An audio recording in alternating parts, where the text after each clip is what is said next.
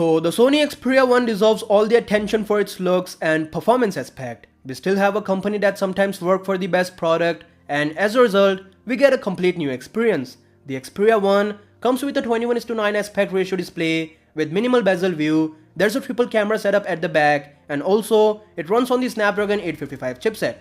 But let's talk about the good stuff, which is obviously related to the display and camera.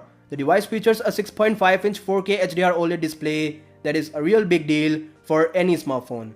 But the wow factor doesn't end here. The screen operates at 4K resolution almost all the time. That means you'll now use 4K as the phone's default resolution all the time. Again, there are applications that do not support native 4K, and with every possible way, they will work in Full HD until support is added.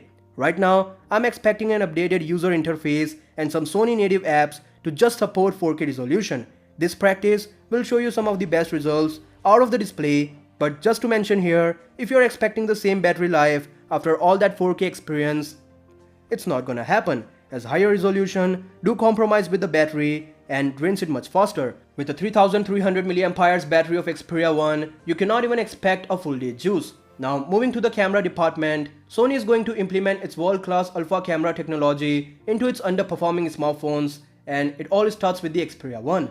The device will be the world's first smartphone with eye autofocus, which is a part of Sony Alpha range. The shift will result into some of the best camera effects, as you'll have a better software post-processing comparable to that of Sony Alpha, and when we talk about sensors, they are almost similar to these flagships. So you can expect the Sony Xperia 1 to just acquire the top spot in this particular aspect. The company always compromised with their smartphone's camera, as they are trying to mark a distinguishing factors between their smartphones and cameras, which is a real foolish approach. People who want to buy a $3,000 camera won't even consider buying a smartphone camera instead. These are two different markets that don't overlap. Sony could have the potential to outperform any smartphone camera by developing the whole system, but due to some wrong decisions, they messed it up. But now, they're working to develop the best camera smartphone with all those features. That said, for daily updates like this, you know what to do. Peace out.